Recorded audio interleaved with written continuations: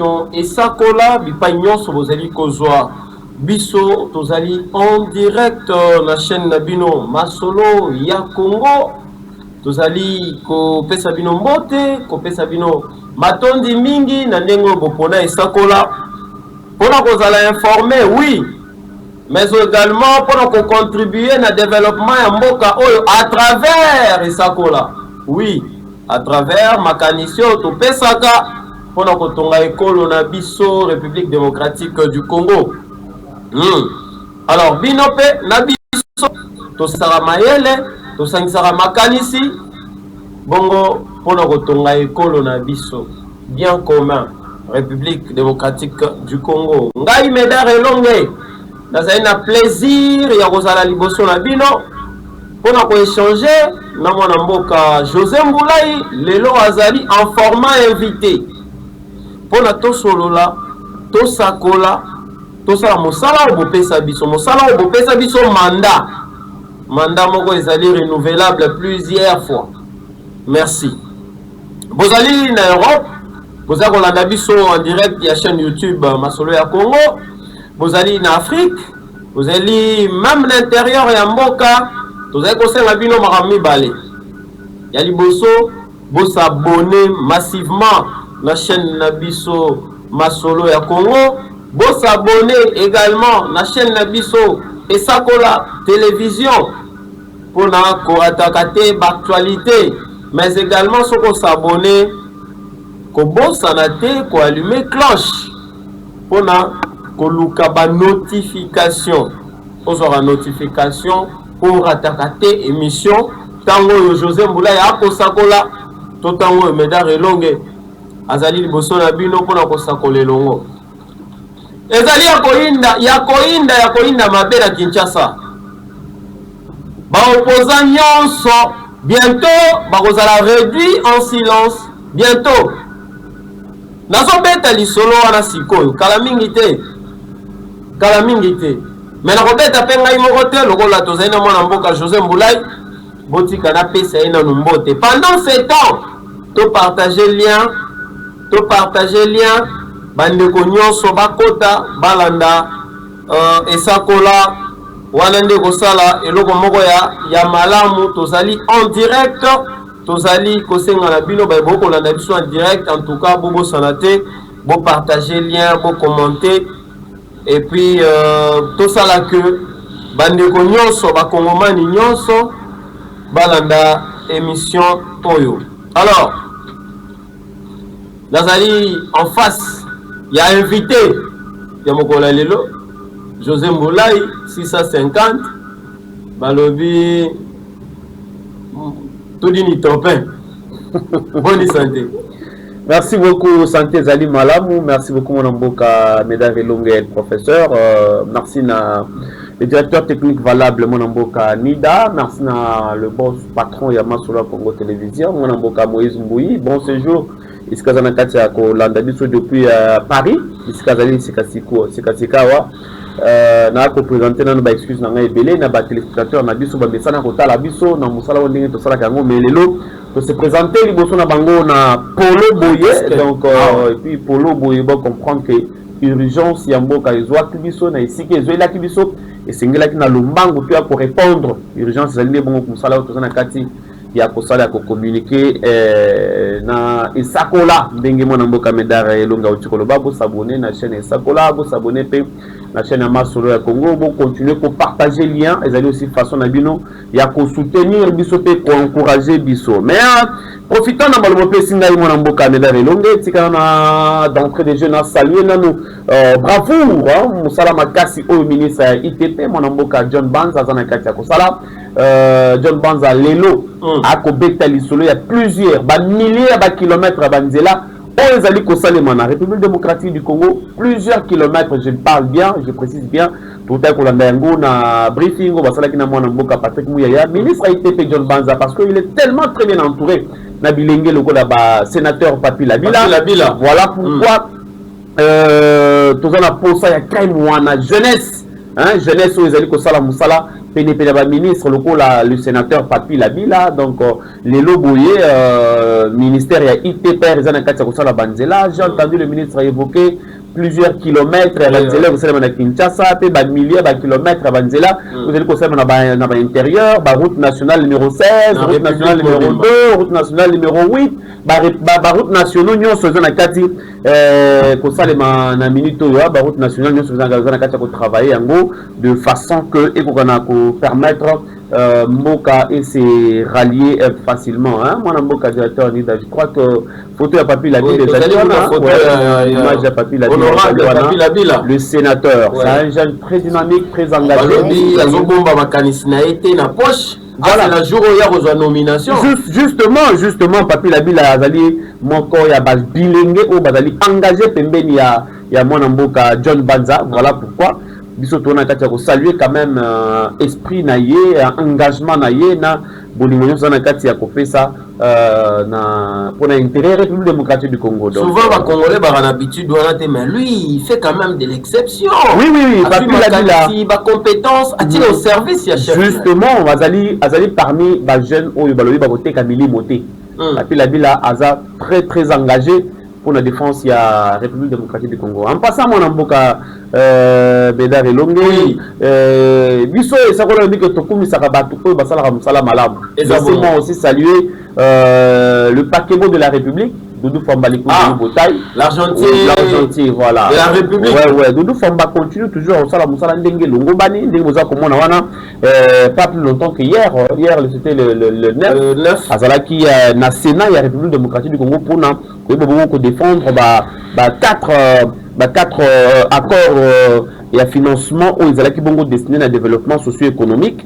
Donc Sénat et République démocratique du Congo na 4 séances plénière wana et baki bongo na ko landela malamu accord wana nyonso mine où ils allaient conclure entre Banque africaine de développement BAD na mukuse pek ba yebaki bongo na ko adopter proposition wana. Donc oyo Doudou Famba Likunda eba bongo na kotalisa motu ya ba proposition wana na intérêt na yango ba financement oyo RDC ko bongo na kozwa na nzela ya Banque africaine de développement ezali bongo bien orienté na secteur prioritaire na makambo ezali bongo secrétaire agro-industriel 117,42 millions de dollars et kozala bongo affecté na secteur ya agro-industriel.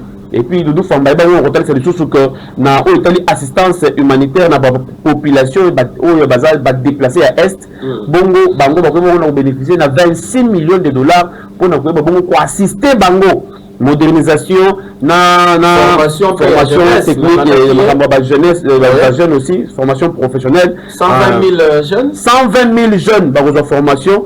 Et puis, mon solo, on a attribué à 120 000 jeunes, ils ont varié à 300 millions de dollars. Comment tu conduis par effort de et puis,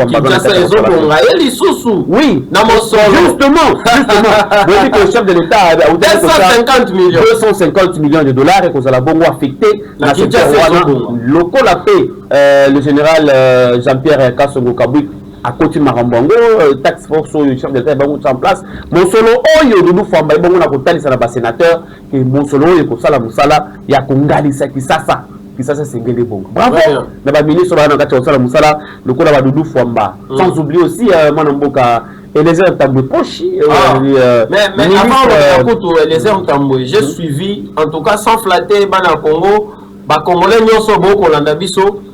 Bao balandaki lobby na RTNC bazalaki en tout cas ébloui côté la pertinence ya mwana mboka Doudou Famba non après avoir récolté ma question ma vie ya ba sénateur mais mwana mboka Doudou Famba ngana ebaki ka kosenga 48 heures pour que ndarabomo mais on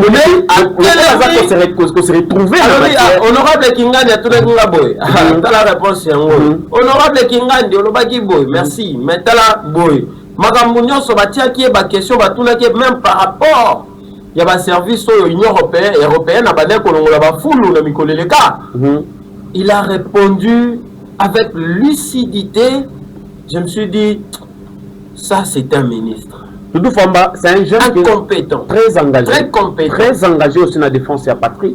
Adam Moutouzana Boulingomboka, Congolais à bonne qualité, bilingue à bonne qualité, parce que nous sommes nos jeunes, il faut qu'on se le dise. Jeunes, ouais. S'il faut aussi saluer, il faut qu'on a que ça va biscuit le ministre Eliezer Tamuposhi, n'a pas dit que hier, on a en face. Il y a le ministre d'État qui a signé l'agriculture, mon amboka Moindo Zangi, on a étudié, parce qu'on a projet, on a étudié, dans Makambo Italie politique, il y a réinsertion, il y a Bandegonabiso, il y a Mobundo, la prise en charge par l'État congolais, Bazongi Sabango, na Bisika et Sengeli, pour Bandakosala, Moussala, se retrouvera, me sentir que les Congolais, Bamboka na Bango. Donc, d'ailleurs, tout ça, on a l'image, on a fait quelque chose, voilà. On a moisson, comme ça, on continue. D'accord, mon très bien, très bien, La plus grande question. Et c'est sur ça que nous sommes venus discuter encore une fois de plus avec le MINETA. Et nous allons devoir travailler sur un projet. Et d'ailleurs déjà... Des centres de développement agricole pour les encadrer. Nous avons discuté avec les collègues sur l'évolution de la situation qui est très positive. Les rapports que nous recevons des agriculteurs sur le plateau de Bateke nous montrent effectivement qu'il y a une évolution par rapport aux redditions des combattants Mobundo. Et bien évidemment, la question qui préoccupe notre collègue, c'est la réinsertion de tous ces combattants qui ont accepté de quitter la brousse pour rejoindre la vie normale. Et dans le cadre de cette réinsertion, nous réfléchissons sur les projets communs, comment nous pouvons créer des centres de développement agricole pour les encadrer avec tout l'appui de l'État, le ministère de l'Agriculture, bien évidemment, avec le ministère des anciens combattants. Et donc, nous sommes fixés que dans le premier temps, à l'urgence, il doit mettre à sa disposition des tracteurs supplémentaires. Comme vous savez, on avait déjà fait des premiers gestes avant. Et que très rapidement, on va se concerter au sein du gouvernement pour voir comment faire valider un projet qui concernera la réinsertion des Mobondo sur les plateaux de Bateke. C'est une grande préoccupation du chef de l'État de rétablir la paix. Et la paix passe aussi par la mise en place des opportunités de travail pour tous ces jeunes. Et je crois qu'on va y arriver. Membre du gouvernement qui est en même temps parlementaire, la compréhension est facile en fait. Nous avons reçu la mission auprès du commandant suprême de pacifier l'ouest du pays, donc les triangles Grand Bandundu, Kinshasa et Congo central. C'est un travail que nous avons fait avec beaucoup de détermination aujourd'hui, comme le MINETA venait de le confirmer. Et il y a l'espoir de revivre comme les gens vivaient dans leurs fermes. Maintenant, comment on va faire de ceux qui se sont rendus? C'est ça la plus grande question. Et c'est sur ça que nous sommes venus discuter encore une fois de plus avec le MINETA. Et nous allons devoir travailler sur un projet. Et d'ailleurs, déjà, c'est possible que lors de ces conseils de ministres, que nous puissions présenter une note que nous allons signer conjointement, une note d'information, pour montrer aux membres du Conseil de ministres ce que nous comptons faire pour la réinsertion. Parce que, comme vous savez, le fonctionnement des institutions est complémentariste. C'est comme un jeu d'équipe et que chacun va se mettre. Celui qui a l'agriculture va nous aider à réinsérer ceux qui sont sortis de la brousse parce qu'eux également aiment la brousse, aiment travailler. Cette fois-ci, pas avec les arbres, mais avec la houe et le machette. Merci.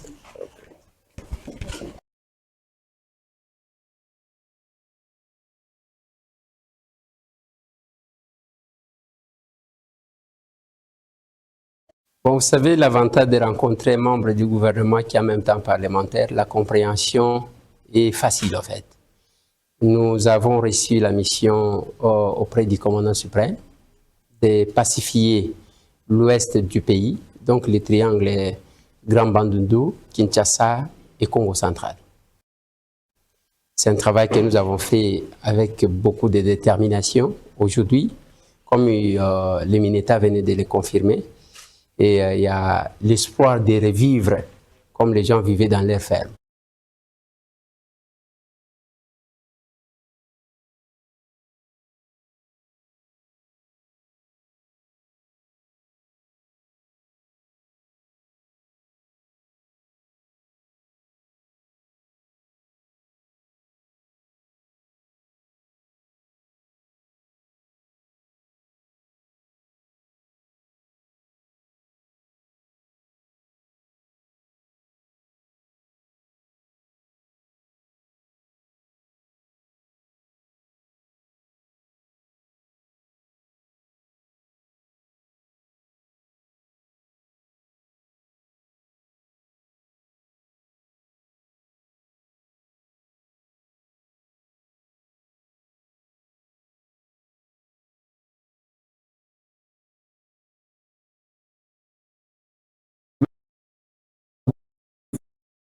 ake komona moninga na ye ya agriculture po ete bato wana bamesana déjà na vie ya zamba na mais sikoyo bazonga zamba cette fois-ci to bakende kosala bilanga.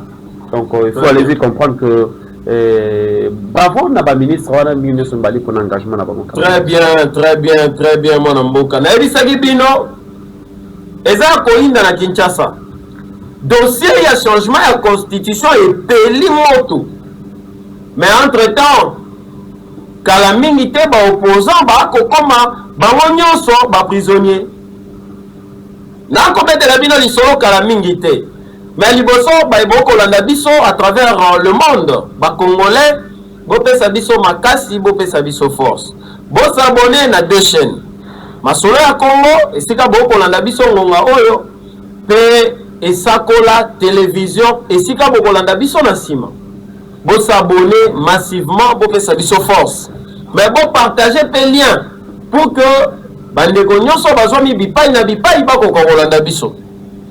Nalingaki d'abord napesa salutation na mwana mboka Gédéon Kankou, papa ya chef d'état-major, mon ami, napesi mbote na ba ancien ya kapia nyonso ba collègue nanga, ba ancien collègue nanga obokolanda nga na minute oyo parce que balobaki ki ancien chef de l'état qui na ba collègue nga na ba collègue na ko sepela eza important na sepela.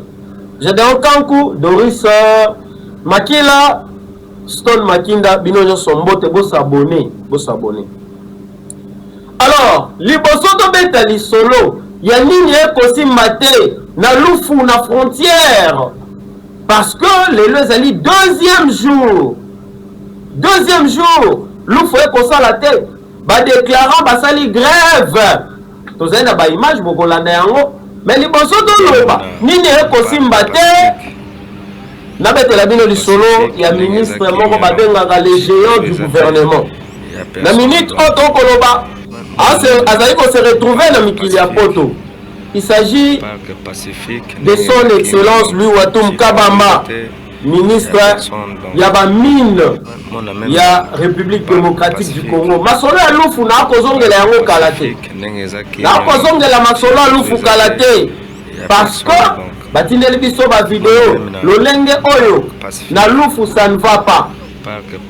Marchandise ekokota na fraude na contrebande, marchandise ekokota na contrebande ya liboso ya mibale na scave bakoteka document moko na prix moko exorbitant, mais le problème c'est que document yango yebani te ezalaka mpe na guichet unique te l'État pa yebi yango te. Mais moto wana akoteka document yango akoteka yango na compte ya libumu pe ya libenga na ye kala mingi te tokobimisa biloko ozala wana lokola batindaki bango na lufu na frontière mpo bakende kosenrichir bozala wana bozali kozwa biloko kala mingi te ndenge tokoloba boye 2 jours basali te badéclarant batravaille te tokozongela yango mais liboso nangi nabetela bino lisolo ya ministre ya bamini ya République démocratique du Congo Louis Watum Kabamba oyo akose retrouver na mikili ya poto mingi na royaume ya Belgique esika azali na mission mokolo ya 9 juin oyo ezali bongo mokolo ya mardi oyo eleki excellence Louis Watum Kabamba azalaki na séance de travail na ba responsable ya ba archives géologiques relative na sous-sol congolais pe na ba représentant ya royaume ya Belgique pe ya Union européenne o bazali engagé na financement pe na accompagnement ya processus ya digitalisation ya ba données stratégiques ndenge bokomona na ba image. Alors masolo na bango ezalaki mingi porté na otali mise en place ya feuille de route opérationnelle pour viser digitalisation et restitution progressive dans la République démocratique du Congo. Il y a l'archive géologique nationale où ils ont kuna l'archive géologique ya Congo où ils ont la Belgique et c'est les onga tala mosala o mona mboka Louis Watum Kabamba ke iko sala. Alors ba donner yango pona biso ezali nini pona Congo ezali constituer patrimoine scientifique oyo ezali essentiel. Ba photo yango wana ekolakisa oyo ezali essentiel pour la connaissance ya sous-sol pe ya développement ya secteur minier. Alors démarche oyo mwana mboka akosala ezali mpona nini?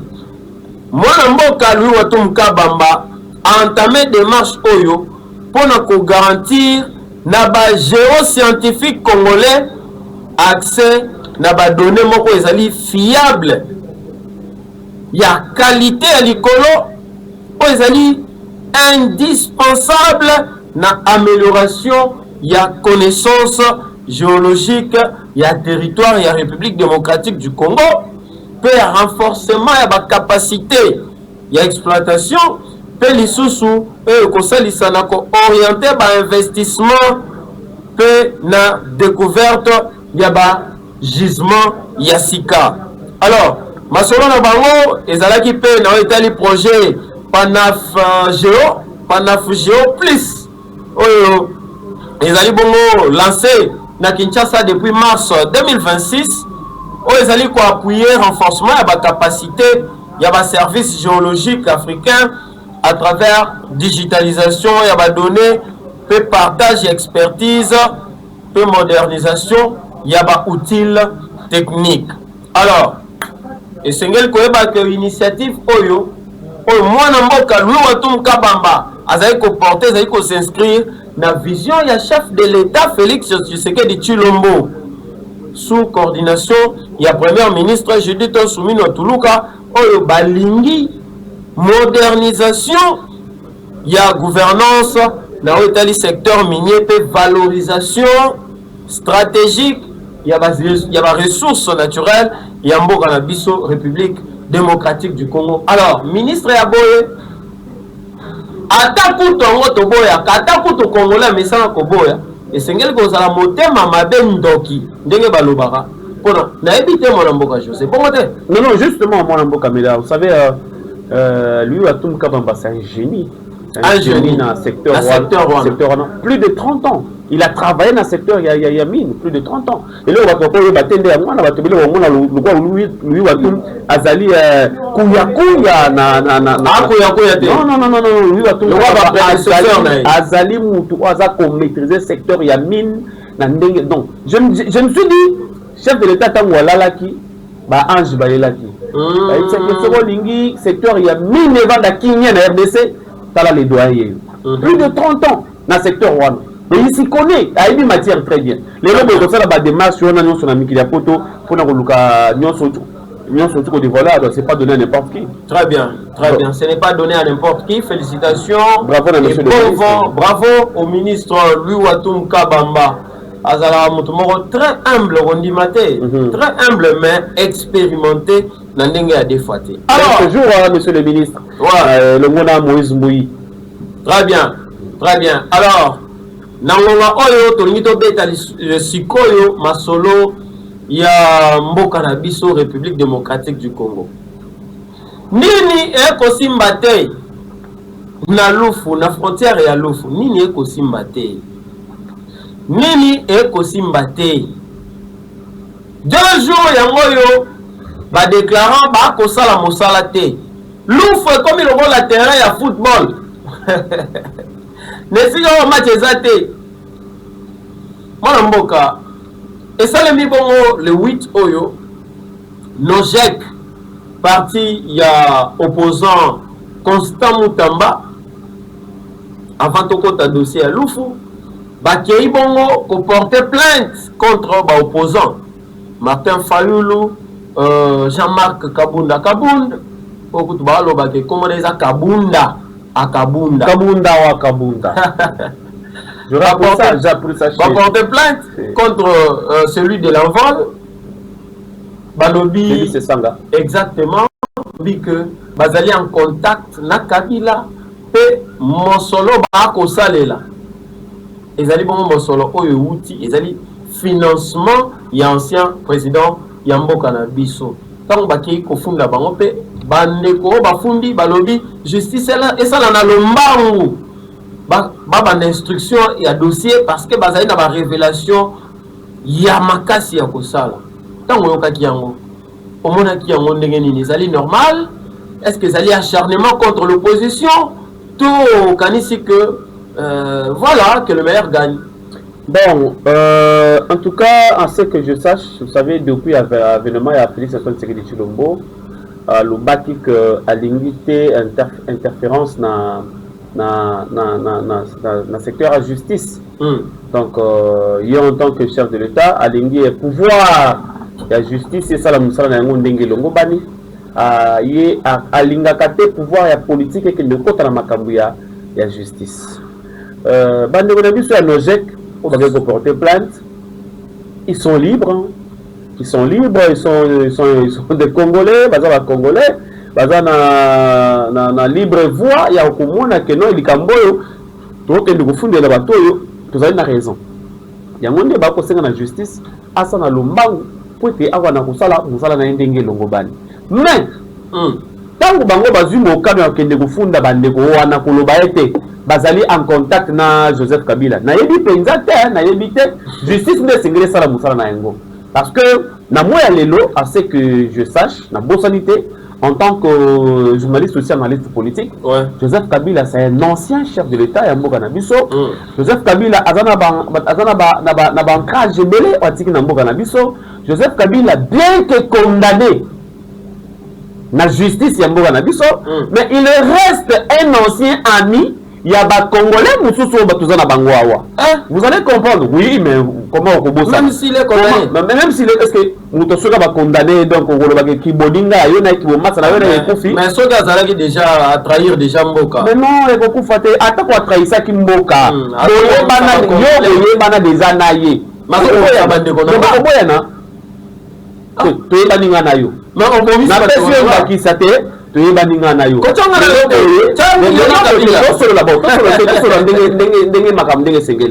Joseph Kabila a un parti politique PPRD suspendu aujourd'hui. En dehors, il y a PPRD. Ils ont un parti politique belé. On va PPRD. On va travailler pour la politique. Les partis politiques, Baza Namboka au Congo, Baza continue à exercer et Baza agréé dans le ministère de la Défense et le ministère de l'Intérieur. C'est-à-dire, non, bascula, tu vas me dire que parti local a bien venu l'autre, bascula. Ah, ça c'est vrai. Parti est devenu l'autre, ils ont perdu dans la nature. Mais ils ont continué à exister. Sur les papiers. On les a exemple, mon entreprise, c'est parti pour 2 millions. Très bien. Mais quand vous allez suivre Kabang Numbi, on va être ministre de la Santé. Tu vas me dire que Kabang Numbi, le docteur Kabang Numbi, a reçu Joseph Kabila. Je ne sais pas. Donc, Kabila n'a pas continué les morceaux.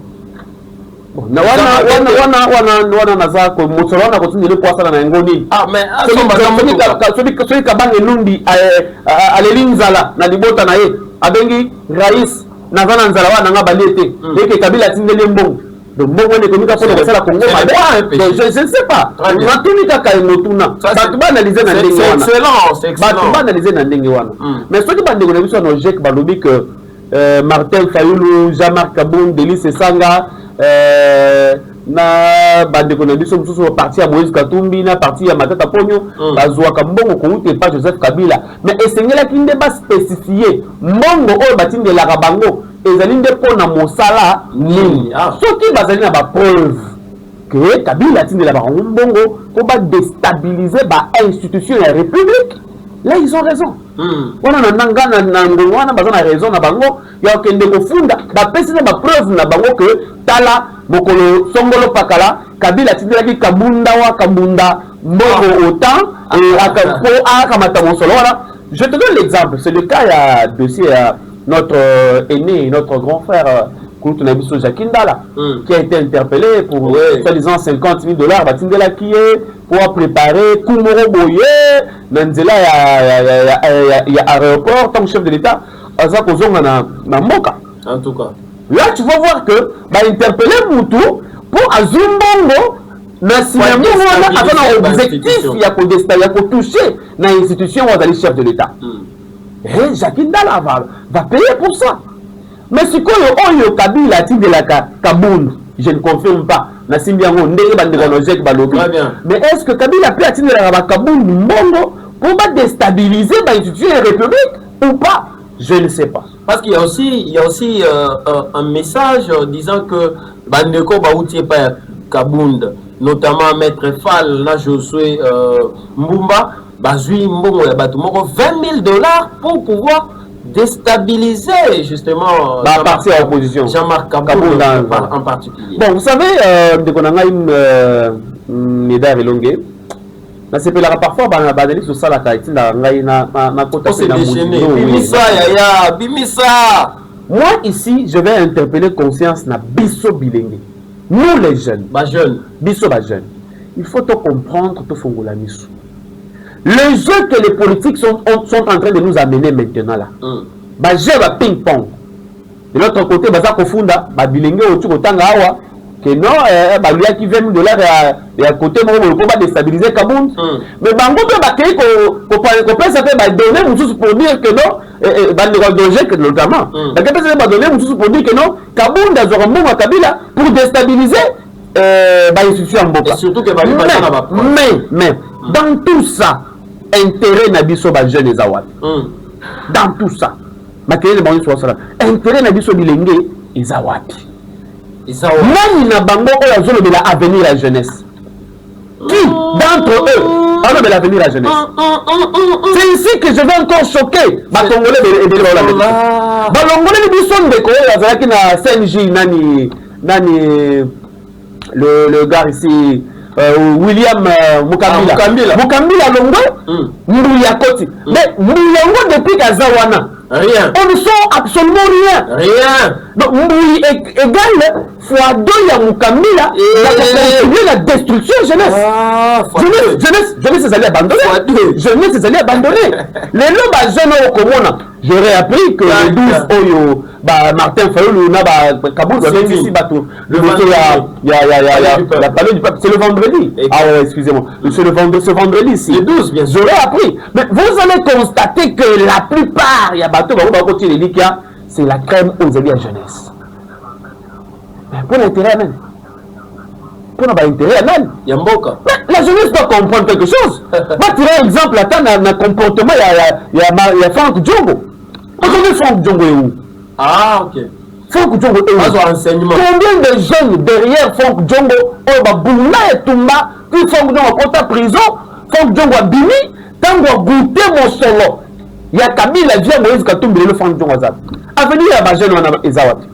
Nous devons comprendre, nous les jeunes, nous devons comprendre, nous devons prendre conscience. Kabila Azwaka Atindela Katumbi, Atindela Kabound, Atindela Fayou, Atindela Sesanga, entre guillemets. Pour la finalité nini. Et bango bazimbongo balé. Bana bango bana ba poto, ba sala ambiance bienga na poto, ba to misaba boîte de nuit, ale biso nde sikoyo bangulu na bango, to bangara balabala. J'aime Fongola Miso. Jeune Fongola Miso, c'est-à-dire avant donc samedi le 13, il y a aussi marche.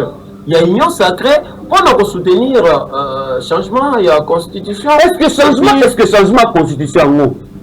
Intérêt il y a ba jeunes les awad. C'est la première question que nous devons voir. Mais finalement, que doivent faire les jeunes alors?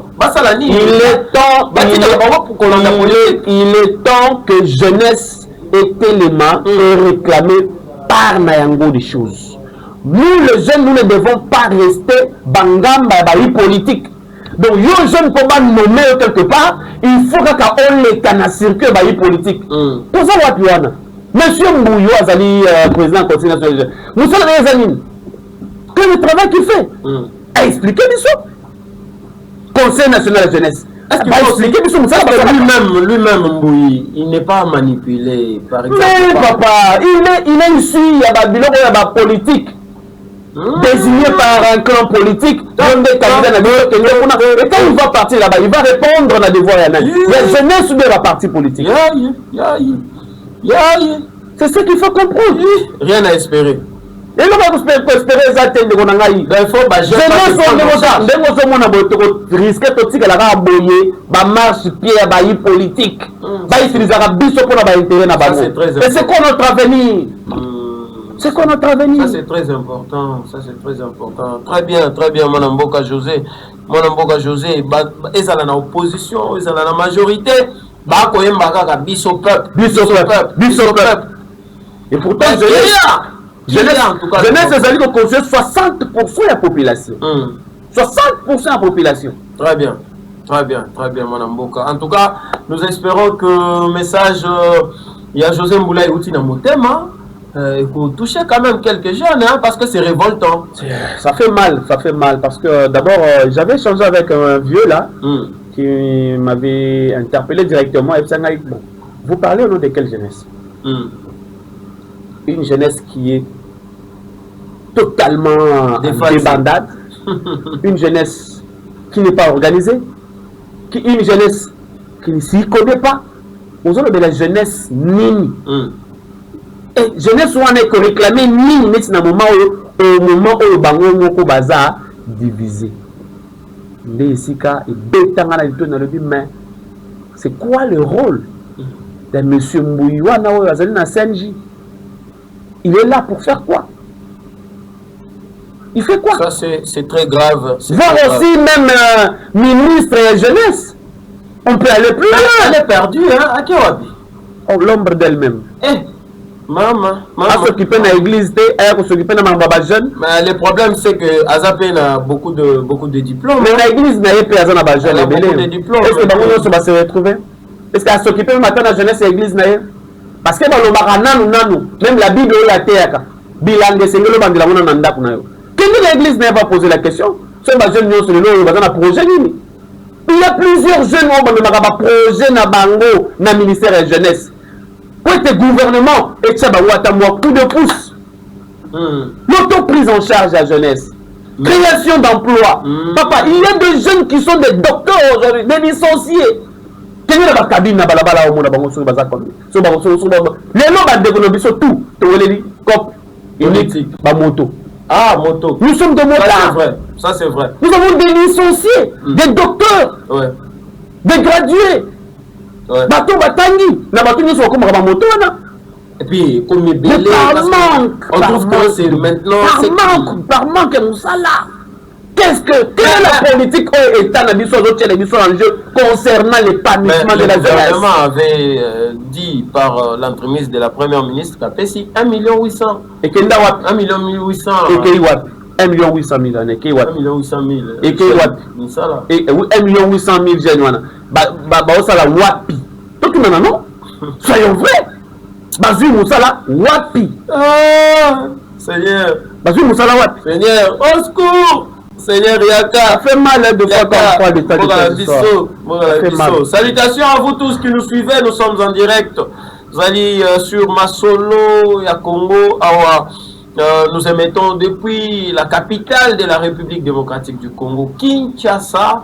Nous allons bon José Mboulaye, Oyotoko de Korke, actualité, Yambo Kanabiso, République démocratique du Congo.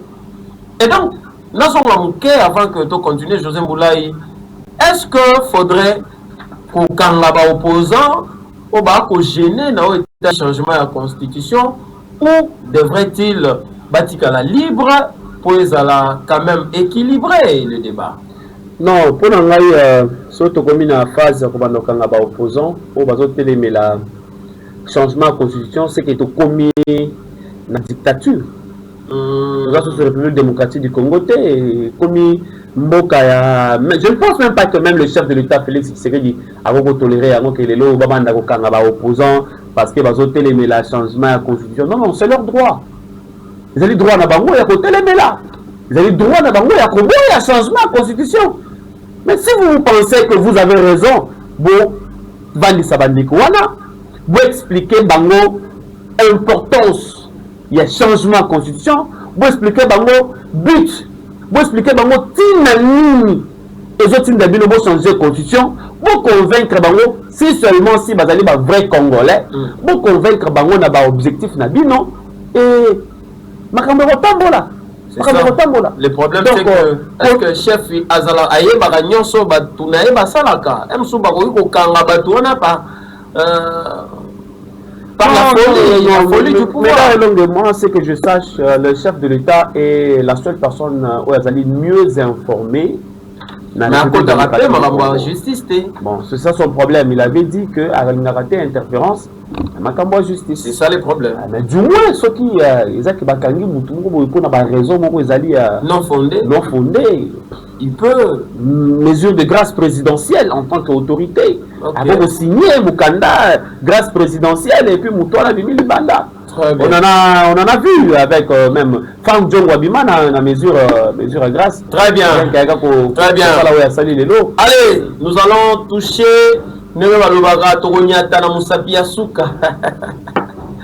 qu'est-ce qui ne va pas? Qu'est-ce qui ne va pas? La frontière Yaloufou, nous sommes au Congo central. Et c'est qu'à tout puissant. Non, franchement. Awa tokolo ba dossier ezali koleka na frontière ya Lufu. Papa, maman, fongola mato y partager lien. Toko dénoncer likambo po biso ne sakola. Moto nyonso yo akomisaka Congo lokola objet na ye lokola bien privé na ye totelemelaka ye.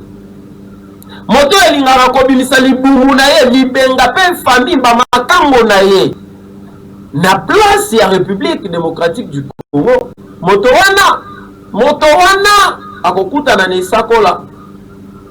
Sikoyo bofongola matoi bokomela biso bo partager lien. Tozo beta makambo eko salema na Lufu. Nako planter ba décor. Nako lakisa bino ba image, nako lakisa bino lettre. Préavis oyo ba déclarant ba salaki. Depuis toujours, na Lufu ça ne va pas.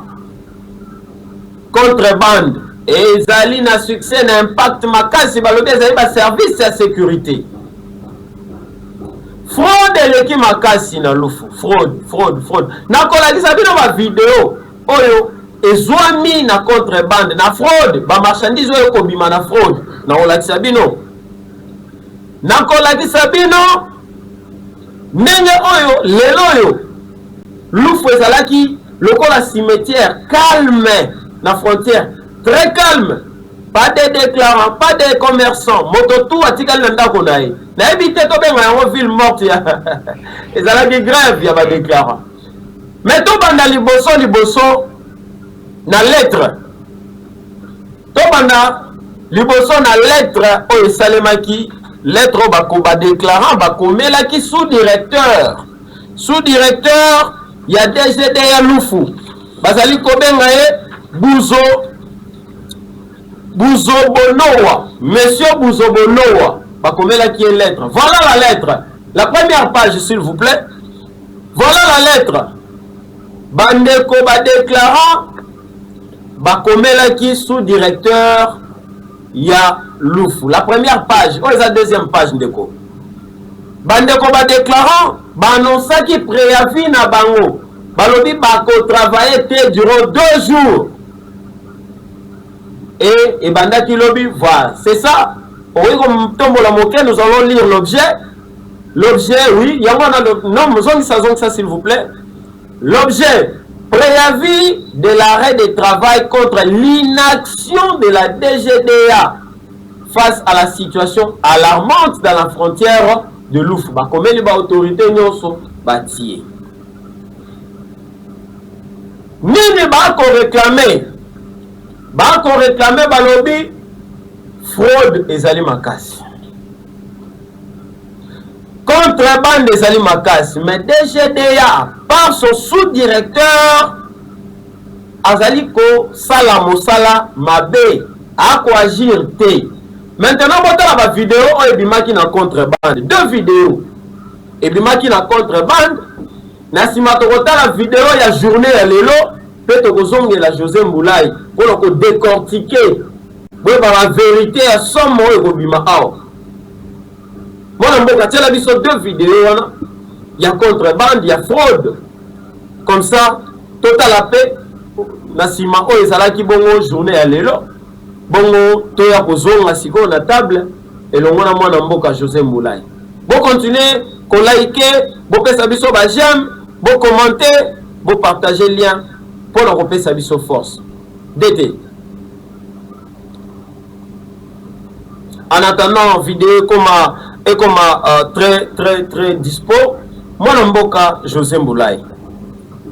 Mon colonel Lelo, Banda Lobby le 9, Lelo le 10. Kinshasa, pardon, Lufu, frontière. Et comment il y a la désert. Qu'est-ce qui ne va pas? Voilà, on tourne maintenant vidéo, ils allaient à contrebande, hein, comme ça, toujours. C'est mon enfant. C'est un enfant.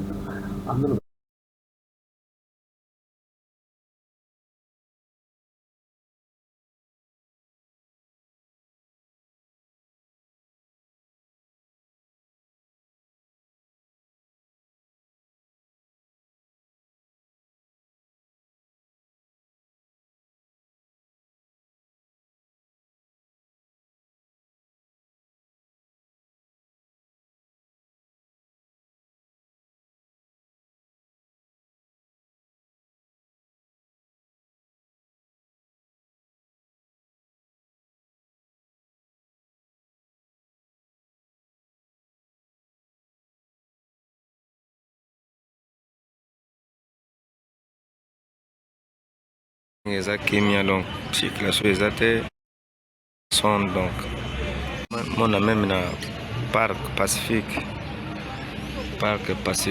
ndenge eza kimia donc circulation eza te ya personne donc mona même na parc pacifique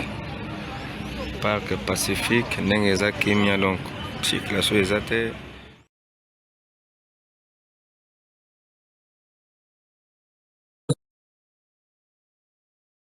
Nini osali kotanga osali kosala lecture il y a situation ezali koleka na lufu. Qu'est-ce qui ne va pas? To ebi ke yoko utaki dernièrement na Congo central pour na investigation sur les frontières. Mwanamboka, qu'est-ce qui ne va pas? Merci beaucoup Mwanamboka Médard Elonge. Avant na kota na dossier parce que les dossiers moza comme matsanga mafuta pesa na kanda makasi. On appelle ça à Congomania bonne qualité. On va voir la émission en direct. Donc la Mwanamboka Bobo il y a trésor depuis écologie dans la catégorie de salutations à Ndeko. Salutations Bobo et puis Ndeko Moussou Jeka Kankou. Alors depuis Massina aussi. Salutations à Binois. Ndenge vous en avez ko aimer, vous continuer comme vous partager lien au sala bien. Bande ko boka makambo za na kata oleka na mboka bona na mutema passe ba video nyuso na ndenge za na kata koleka wana nazana mutema passe on va faire attention l'estomac. Qu'est-ce qui ne va pas? Ça va faire 2 jours où la République démocratique du Congo et côté Simbongo te na frontière ya Lufu. RDC et sali perte énorme ya Bambongo pendant 2 jours. Nikolo ya Congo ya Mutumoko. Congo ya Mutumoko? Oui. Na lobela tibino makambo avant ba grève au Salem. Na plateau j'avais annoncé ça. Qu'est-ce qu'il dit? Il y a un monsieur Oyazali CP Yaskav. SCAV, c'est le service à quarantaine animale et végétale. Ok. La frontière, il y a Lufu. Service où on est rattaché au ministère de l'Agriculture. Le monsieur en question, c'est monsieur Nzita. Le tout-puissant Nzita. Il connaît le tout-puissant Nzita. République et perdre mon solo pendant 2 jours. Bah, imagine ce que vous avez vu de vos communes. Bravo, Bandego Basali.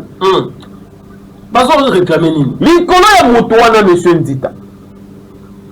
Na yebisaki bandeko awa monsieur Nzita le tout puissant Nzita akofutisa document moko vito sanitaire.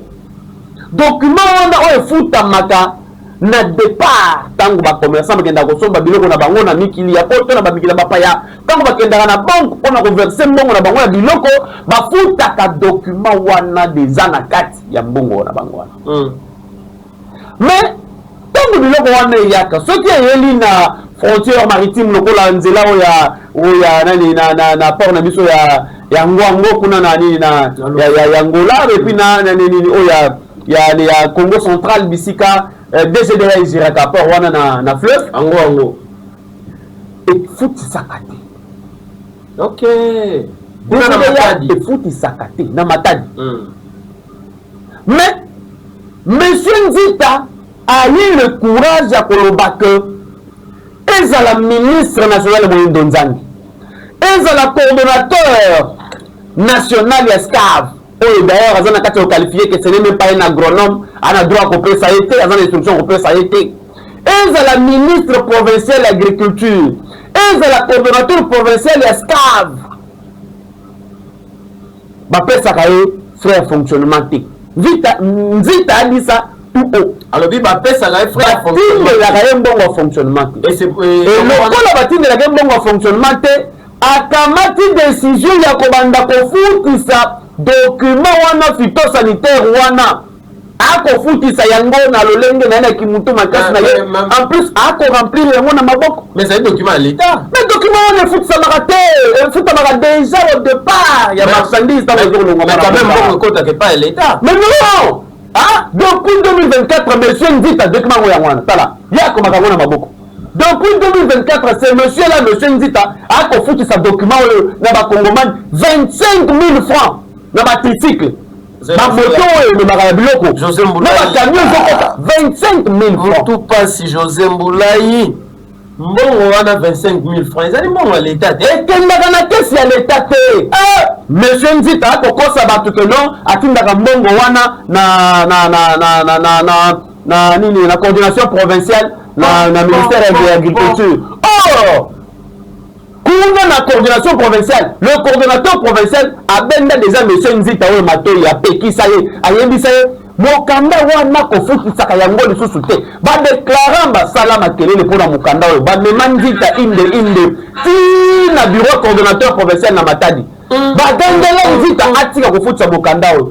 Nzita na suka na ngwa lobi nini. Alobi bango nyonso baza na esika kotia ngai te. Et c'est la même ministre provincial de l'agriculture, et c'est la même coordonnateur provincial, il y a SCAV, et c'est le même inspecteur, il y a le ministère de l'agriculture provincial, et c'est la même coordonnateur national, il y a SCAV.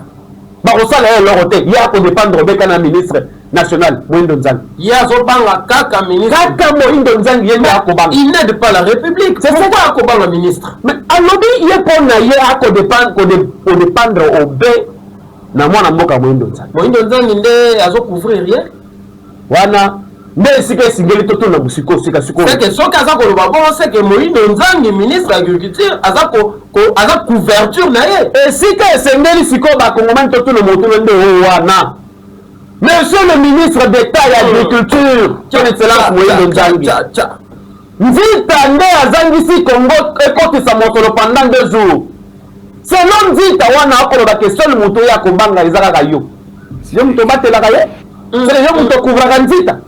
Bisa biso toyeba. Bisa biso toyeba. Monsieur Nzita wana Afrika ka wana tende kona ngandi na ko yebisa yo. Bimisa nyonso. Monsieur Nzita wana akoma kotambola lelo na 4 policiers. Ah bon? Mais moto to komi tuna. Nzita komi nini na mboka alufu atambola na 4 policiers. Pour la terroriser. Et puis les policiers vont obéir na ba ombre on dit d'accord pesa basé à tracasser bateau na loufre ndinga. Qu'est-ce qui ne va pas? Ça ne marche pas. Il y a un danger. Il y a un danger. Mais c'est du saut. C'est du saut. Et puis monsieur Nzita ozomona wana alongoka na frontière te. Au bout du moment où tu la dis ça les autres na contrebande. Et quand tu as beaucoup plus le dimanche. Et puis dimanche wana na mokolo ba service de biloko lokoba biloko zomona oyo. Et quand tu as beaucoup plus dimanche. Dimanche on ba service à l'état ezala katé na frontière. Mais ndo mokolo Nzita ye moko azalaka on a 4 policiers na ye pour na okotsa biloko na ba contrebande. Mais taza wapi?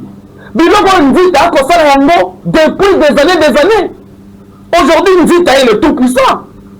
Qui peut toucher Nzita? Et puis tant que vous avez un biloko oyo, surtout beaucoup plus de la dimanche wana. Ba biloko oyo Nzita côté ça wana, et ça va beaucoup plus ba biloko ça prohibé. Ah bon? Santé na biso ba kino, Nzita ko ça nango. Nzita azocha population nyonso. Santé na biso ba kino. Na ba mboka Congo central. Mais vi oyo Nzita ko ça nango. Mais que fait le coordonnateur Yaskav? C'est le coordonnateur?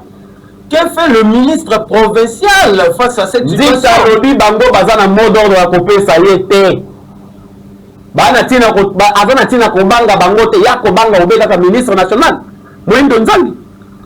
Mais Nzita kokotsa biloko ya kopola na Congo, je me pose des questions. Qui est ce Nzita là? Oyo akozoba vie ba Congolais na danger kino na niveau oyo. Akozoba na vie ba Congolais, lokola ezali sima ya ndaku na ye. Lokola ba Congolais nyonso tokomi bato toko dépendre na lolenge na ye oyo alingeli. Qu'est-ce qui ne va pas? Mais chose grave. Ce qui nous étonne, ce qui m'étonne moi beaucoup plus. C'est-à-dire que comportement ya Nzita oyo. Même le cabinet et gouverneur, ils sont informés. Même ma inspecteur provincial, même coordonnateur provincial. Mais,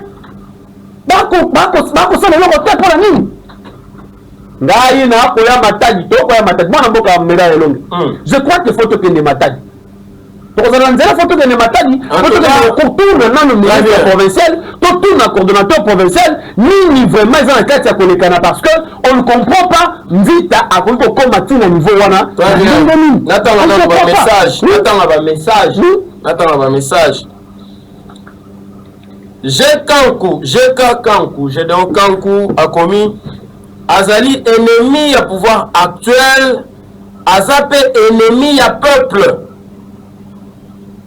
Ces gens-là, toujours GK, ces gens-là cherchent toujours l'argent pour IDPS à pouvoir, à la opposante. Bon, allez-y comprendre. Je vous suis depuis Kolwezi dans la province du Lualaba. Tout en là qui ont déjà Bobo les trésors et a commis des sous-sous. Normalement, Koyoka, par révélation Yaboé, le ministre doit réagir du plus vite que possible parce que Motowa Nandita Azali comme manquer respect na hiérarchie. Jamais à Koki Kolobake Abanga Kakaka, ministre national que chef na ba autorité na Misusu. Merci beaucoup Bandeko, beaucoup Landabiso. Merci Tozali, très fier Nabino. Merci pour partager le lien. Comme ça, on a mis sous-soupé. On a deux numéros ils allaient afficher ou on a en direct sur YouTube. Nous sommes dans quel pays? Ah, Papa Nzita. Papa Nzita. Le tout-puissant Nzita. Le tout-puissant Nzita. L'intouchable.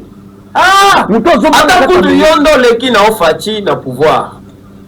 Atakutu yondo zali fils biologique ya ministre. Atakutu yomoko.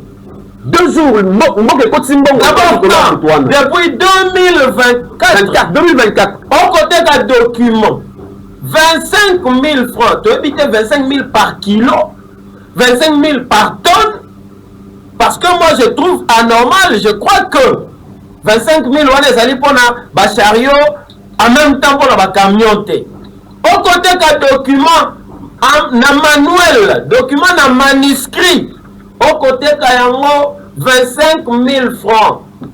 Dans la journée, mon corps à 25 000 francs, on est à combien de fois? Ça va calculer en pays fois 365 jours, 366 d'ailleurs, parce que la bosse a des jours morts, parce que du lundi au lundi. À travers la dimanche, à la frontière. Nzita wani, papa Nzita wetu, Nzita namunu. Qu'est-ce qui ne va pas? Mosolona nyonso ya bayi Kongomani ya ba Congolais, oyo ko servir na République e bakisa budget ya mboka. Yozwi yango na poche na yo pona ba makangu pe mabumu na yo.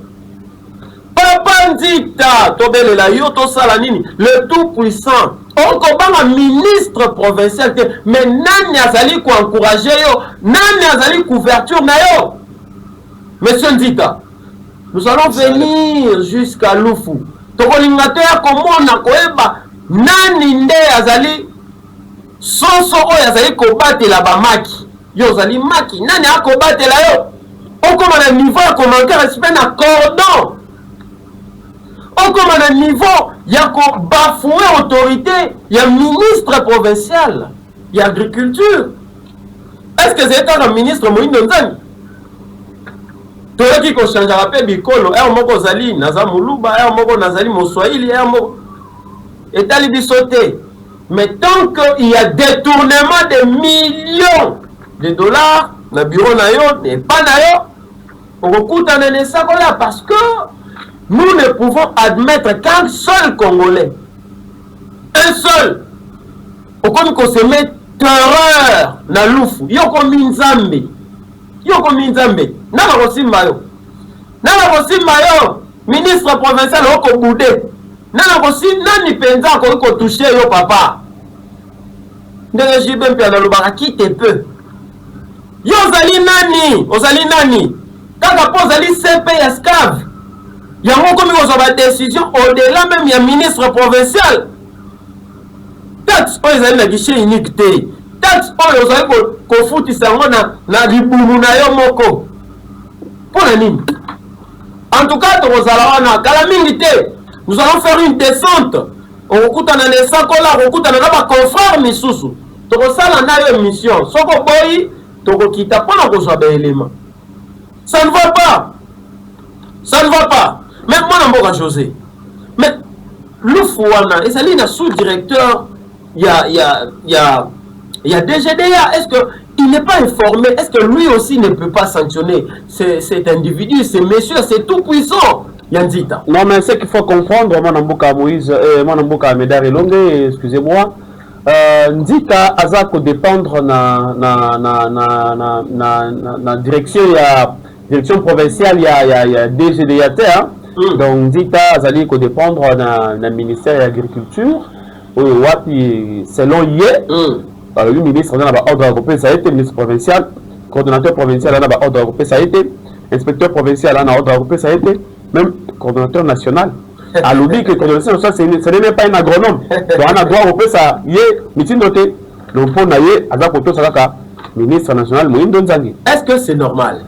Ah bon, il nous faut une mission. Il nous faut une mission pour aller chercher savoir nani azana sima ya Nzita. Et il y a encore un dossier mon amboka, je crois qu'en passant peut-être qu'on récupérer peut-être à la langue. Dossier mususu ezali à détournement il y a 3 millions 300 000 dollars na ONAPAC. ONAPAC. Combien? 3 300 000 dollars, ils allaient détourner la directrice générale et ONAPAC et le monde adjoint naïe. ONAPAC, ils allaient payer un service, ils allaient dépendre du ministère de l'agriculture. Selon l'élément d'enquête, il paraît que depuis Moïse Nzangi, DG à ONAPAC, il y a moi sur un adjoint naïe. Par contre, nous connaissons l'État, 3 300 000 dollars et bon, Nali Benga l'État, il s'est fait avoir. Il s'est fait avoir. Donc, on dit tout, il s'est fait avoir. Quand le ministère de l'Agriculture, nous avons un problème, on dit, qu'on a Congolais, République, c'est 2 jours, et continue sur le tas. Mais on n'a pas que 3 300 000 dollars.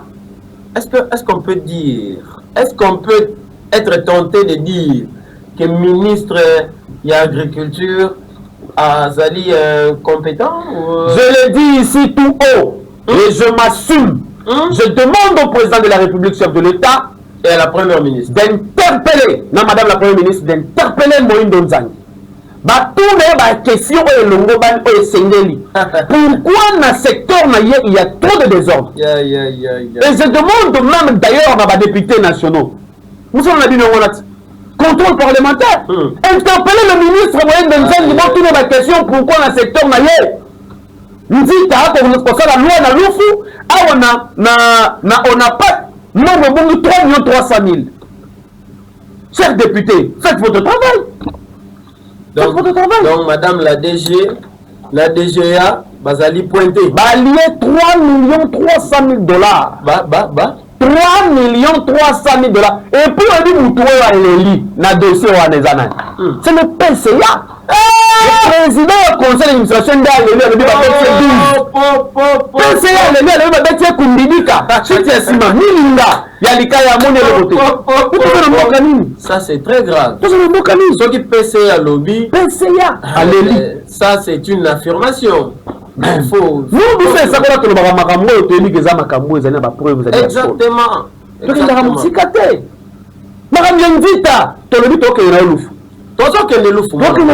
Toko kitana lufu bande dans 48 heures vous allez biso tozo ya lufu bande ko moko na biso toko kitana lufu ezali mission d'urgence mais ezali tokene kozola bino ba élément parce que nous ne pouvons comprendre que le CP Yaskav bazali na ba chef ba autorité na ye aboyi kotosa ba autorité alobi ya kotosa kaka ministre toko tozali koya bientôt nous serons à Louf pour récolter les éléments.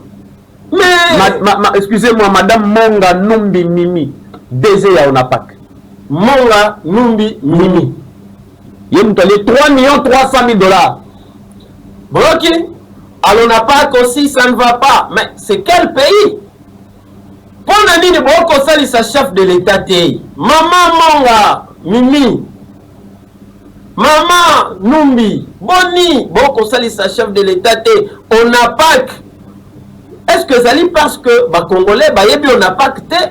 Est-ce que ça parce que les Congolais, qui pas ministère de l'Agriculture, que vous permettez, vous,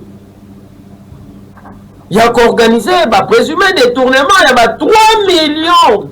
Mais là, est-ce qu'il faut parler de présumé détournement? C'est ça vous présumez parce que le PCA a confirmé. Et le PCA a convoqué plusieurs séances, il y a des réunions,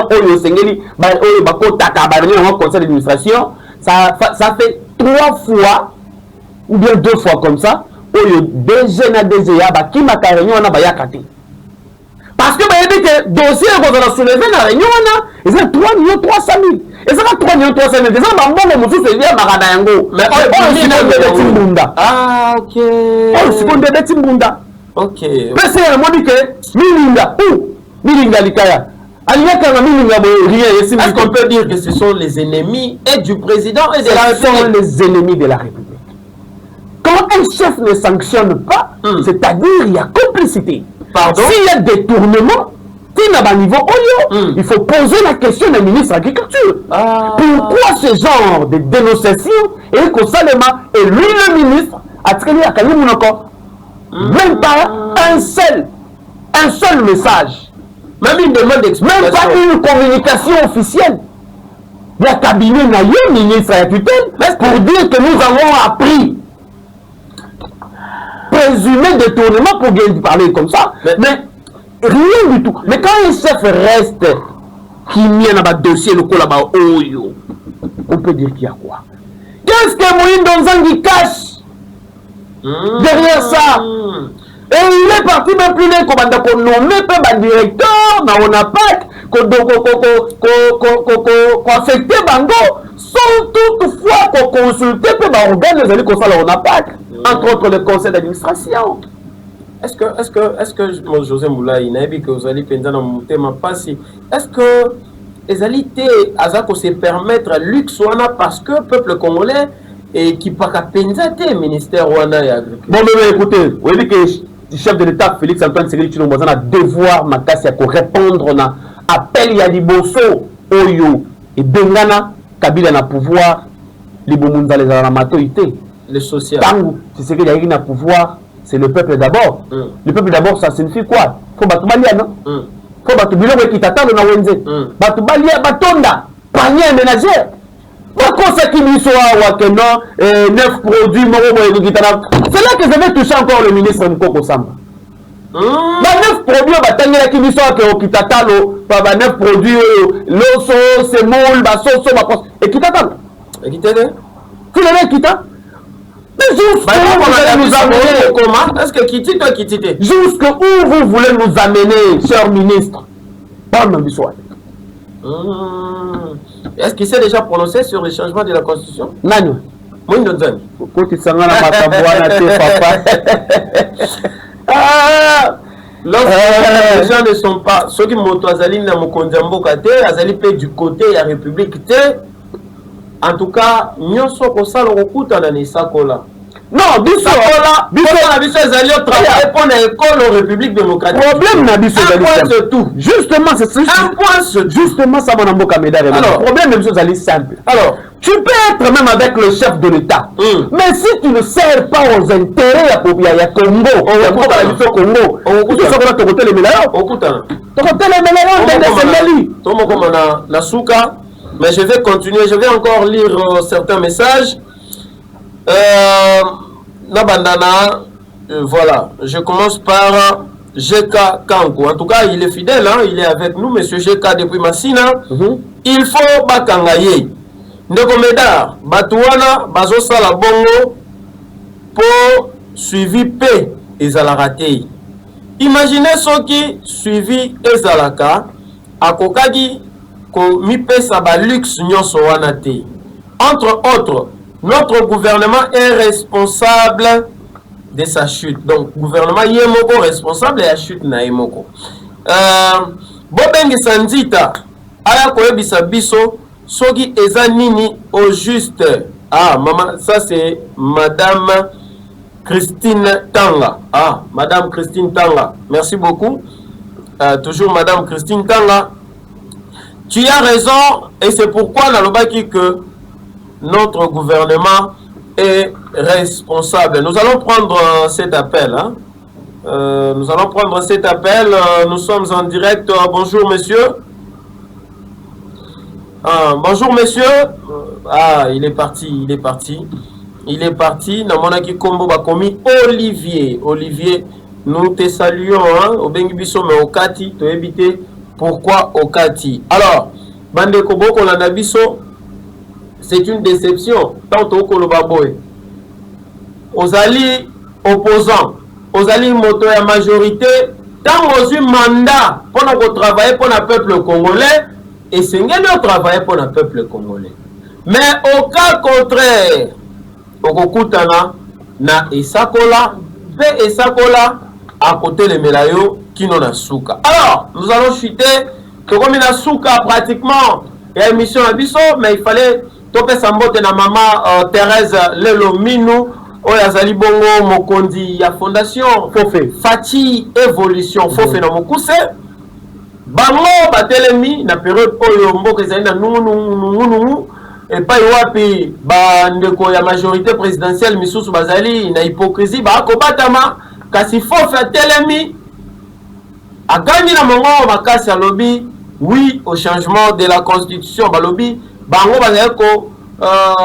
ko soutenir à 100% l'action du chef de l'État photo bozé komona mais deuxième photo de bokomona et pas wapi balobi oui à 100% au changement de la constitution. Maman Thérèse Lelomino mais moi namboka Médard Elongi Maman Thérèse Lelomino ngai na koya expliquer ngai pour les seigneurs to changer la constitution parce que ndé mosala seigneur li bosala pona ko convaincre biso bilenge. Autant vous l'avez expliqué, pour Nani les seigneurs de changer la constitution, Maman Thérèse Lelomino. Maman Thérèse Lelomino, dès que vous avez la photo de Soussouana, Balobi, oui, au changement et à la constitution, parce que, ça y a un argument. Et puis, Maman Thérèse Lelo, Aïbisa Kinga Lobi Médard, tant que vous avez Félix Tshisekedi Tshilombo, ça le go, Bako Tambola, la province, la commune, Nyonso, pour na côté ya ba Congolais le pourquoi il y a des changements il y a constitution. Je crois que c'est ça qu'il faut faire. C'est ce qu'il faut faire. Il y a un de toroser la bango ba ya copé sa bongo ba explication mais en tout cas il faut le savoir Maman Thérèse Lelo Azali ancienne combattante il y a eu des pestes depuis les premières heures au côté il y a Étienne Tshisekedi Ouamouloumba de heureuse mémoire les Sphinx limité Mokongo Koba le B52 Bandeko Tokomina Souka.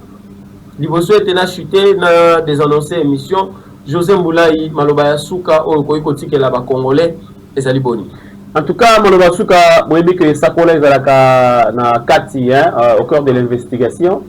Toza Koya na Lufu, pour que na Lufu, tu reçois na Lufu, tu comme un peu na Matadi, pour comprendre pourquoi le ministre provincial de l'agriculture Azali inefficace depuis devant le monsieur Nzita. Pour les éléments d'enquête, vous savez que c'est tout ça là. Merci Nabino Soubolandi Biso, vous continuez à s'abonner massivement à la chaîne YouTube Nabiso et Sakola. Hein, dès que vous avez Sakola TV, vous avez Yango. Bon, on a beaucoup de alliés au Bénin et Yangai, mais il faut changer un profil, nous devons changer ça. Très bien. Puis, vous s'abonner aussi à Massoula Congo Télévision. Merci.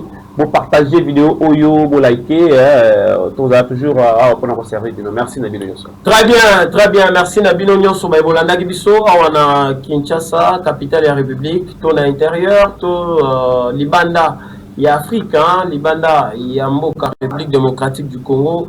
Et ça, collègues, ils peuvent mettre depuis Kinshasa, Toningabino Mingi, Tozako Sala Mosala, Oyo, pour répondre à la mission Oyo, Bopesa Biso. En passant, Nanga Koeb Sabino, que UDPS, Tshisekedi, Bazali toujours, pour continuer processus Nabango, il y a réunification, il y a parti UDPS, Boebi Mikoleleka, qui va problème Ezalaki. Na côté nae, Deo Bizoubou, le secrétaire général adjoint, Azali Kobenga Baïnyoso Alingi Balingi Ayamba Bango, Bakende na parti, na siège à parti, et si tous les jours, à continuer bongo, Koyamba, ko accorder ba audience, na bato yandenge na ndenge, ba structure yandenge na ndenge, et félicitations également, la secrétaire général Augustin Kabouya, le Monaboute du président de la République, Oyo, Azali Simate, Azali ko continue bongo, ko sala Azali Vision, il y a autorité de référence. Alors, Tolingi Bino Mingi, merci beaucoup na directeur technique ya Masolo ya Congo, Tete Nidawetu, Sel Musala Malamu, Bino Baiboko Landa Biso, Bozala Skoche, Tokokutana na Mikolo Ezali Koya, Botika la Malamu, Tata Nzambe, Ape Sabino, Kimia ya Likolo. Bazo mais mon Congo, il fallait foutre à 1000 francs. Pour national, 13 heures passées de